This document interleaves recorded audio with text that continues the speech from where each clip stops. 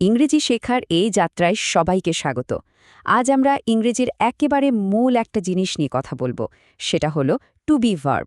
পরীক্ষাতে ভালো নম্বর পাওয়া থেকে শুরু করে ঝরঝরে ইংরেজি বলা পর্যন্ত সবকিছুই কিন্তু এর ঠিকঠাক ব্যবহারের উপর নির্ভর করে।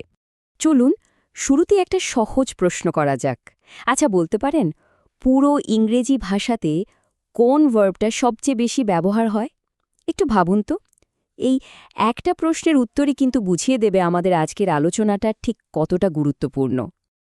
হ্যাঁ, একদম ঠিক ধরেছেন। এটা হলো টু বি ভার্ব। মজার ব্যাপার হলো এই একটা ভার্বকে যদি ঠিকমতো আয়ত্ত করা যায় তাহলে ইংরেজি ভাষার উপর দখল আনা আর পরীক্ষায় ভালো করা দুটোই কিন্তু অনেক সহজ হয়ে যায়। চলুন দেখি কিভাবে। আজকে আমরা ধাপে ধাপে এগোব। প্রথমে টু বি ভার্বটা আসলে কি সেটা বুঝব। তারপর প্রেজেন্ট, পাস্ট আর ফিউচার টেন্সে বাক্য বানানো শিখব। এরপর দেখব কিভাবে নেগেটিভ আর প্রশ্ন বানানো যায়। আর হ্যাঁ, পরীক্ষার জন্য কিছু স্পেশাল নিয়ম তো থাকছেই। শেষে সব মিলিয়ে একটা রিভিশন আর প্র্যাকটিস সেশন হবে। তাহলে আর দেরি না করে প্রথম পর্বটা শুরু করা যাক। এই অংশটা কিন্তু খুব মন দিয়ে বুঝতে হবে, কারণ এটাই হলো পুরো আলোচনার ভিত্তি। ইংরেজি বাক্যের আসল কাঠামোটা আমরা এখানেই চিনব। সহজ করে বললে, টু বি ভার্ব হলো এমন একটা ভার্ব যা কোনো কিছুর অবস্থা, পরিচয় বা বৈশিষ্ট্য বোঝাতে কাজে লাগে।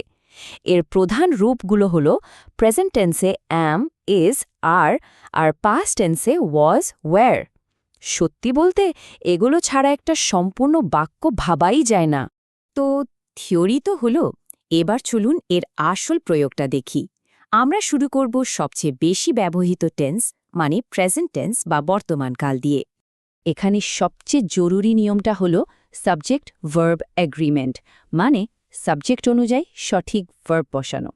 দেখুন, আয়ের সাথে সবসময় অ্যাম বসে, যেমন I am a student.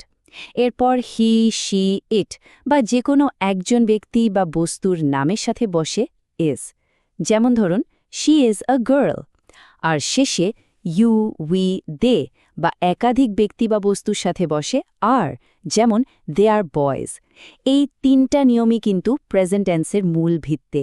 Two be verb কিন্তু শুধু পরিচয় দেয় না, কোনো কিছুর অবস্থানও বোঝায়।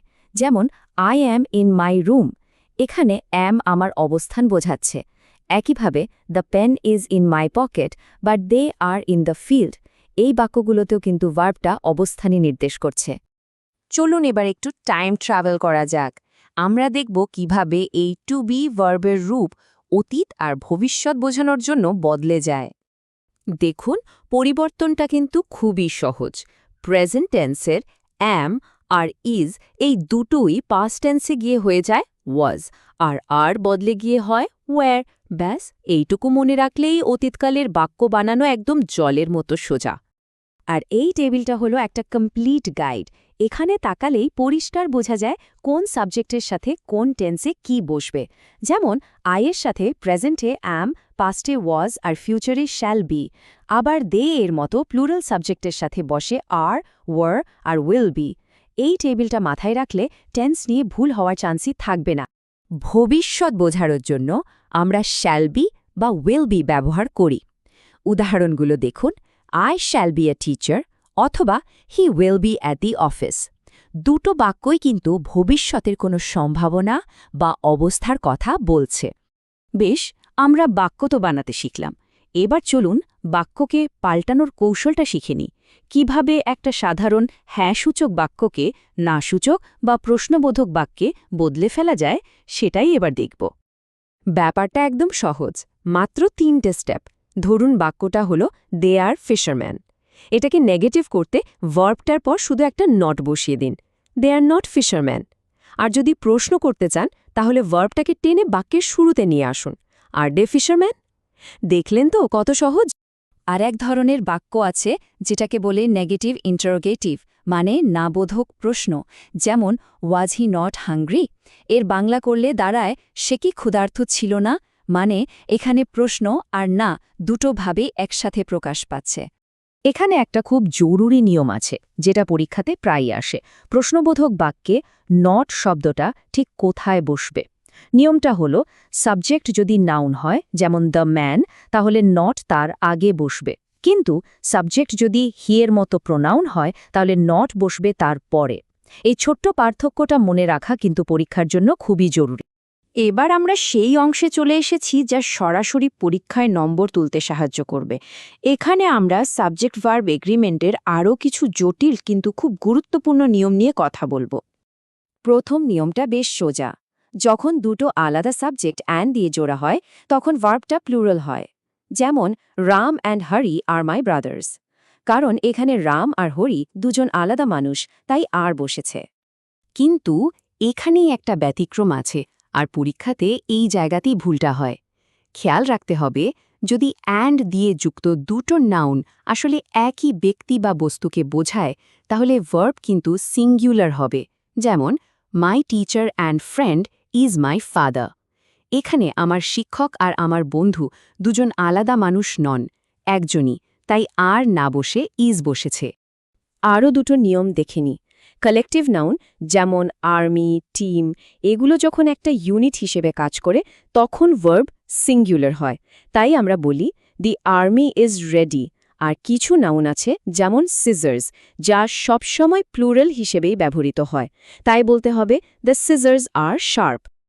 এবার একটু নিজেদের ঝালিয়ে নেওয়ার পালা। এই বাক্যটা পূরণ করতে হবে। The team along with their coach dash ready for the match. কি হবে, ইজ নাকি আর? একটু ভাবুন তো।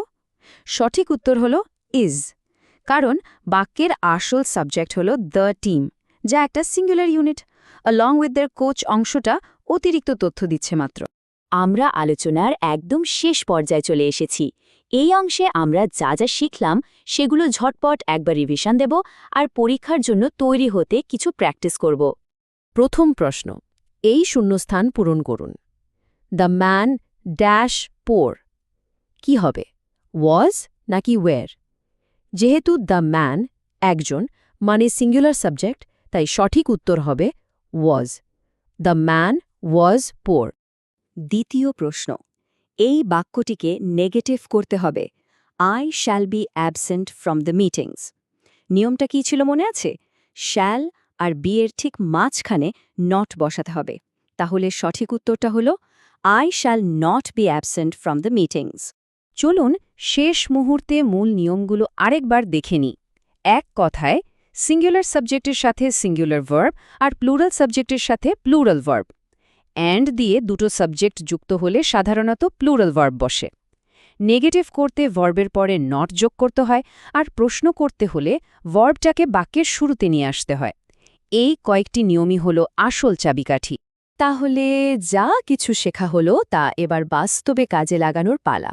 এই ভিত্তিটা যদি একবার মজবুত হয়ে যায়, তাহলে ইংরেজি শেখার বাকি পথটা যে অনেক মসৃণ হয়ে যাবে তাতে কোনো সন্দেহই নেই।